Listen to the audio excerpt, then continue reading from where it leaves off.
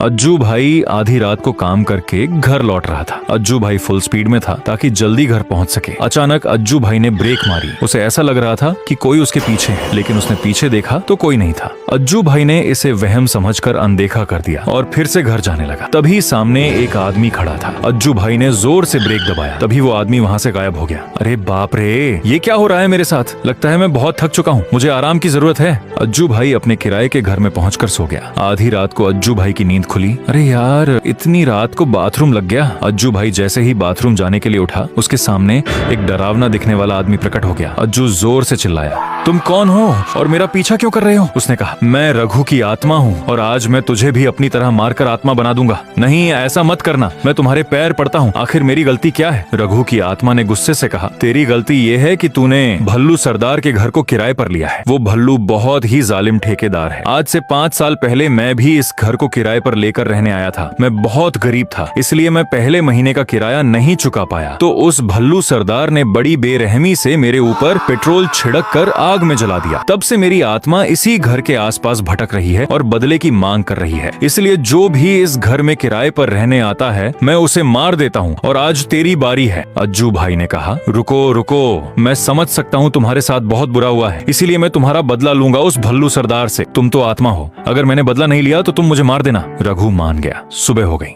अज्जू भाई को मालूम था कि अगर उसने भल्लू सरदार से बदला नहीं लिया तो आज रात उसकी मौत पक्की है। वो सीधा भल्लू के पास गया और बोला, भल्लू भाई, आज मेरी पहली सैलरी आई है। आज आपका खाना हमारे घर है, आ जाइएगा, रात में साथ में डिनर करेंगे। भल्लू ने हंसते हुए कहा, ये देखो इस अजीब लड़के को, इसको लगता है कि मेरी इतनी बुरी हालत आ गई है कि इसके घर पर खाना खाने आऊं। वैसे वो घर भी मेरा है, बस तूने किराए पर लिया है। चल, आज तेरा सपना पूरा कर देता हूँ, आ जाऊंगा तेरे घर खाना खाने। अज्जू भाई का खून खौल रहा था। उसने सोचा, अब सिर्फ रघु की आत्मा का नहीं, बल्कि अब मेरा भी इससे बदला पूरा होगा। भल्लू ने गुस्से से कहा, अब जा यहाँ से, या फिर खाने का पैसा भी मुझसे लेकर जाएगा। अज्जू भाई वहाँ से चला गया। रात हो गई।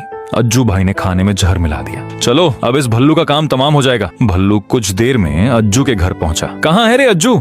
मैं आ गया, जल्दी से खाना खिला दे क्योंकि मुझे और भी काम है। अज्जू भाई ने भल्लू को खाना दिया। वाह रे अज्जू, तू तो बहुत अच्छा खाना बनाता है, मजा आ गया। भल्लू जैसे ही कुर्सी से उठा, वो बेहोश हो गया। तभी घर में जोर की हवा चलने लगी और वहाँ पर रघु की आत्मा प्रकट हो गई। रघु ने भल्लू सरदार के ऊपर पेट्रोल छिड़क कर आग लगा दी। भल्लू का काम वहीं तमाम हो गया।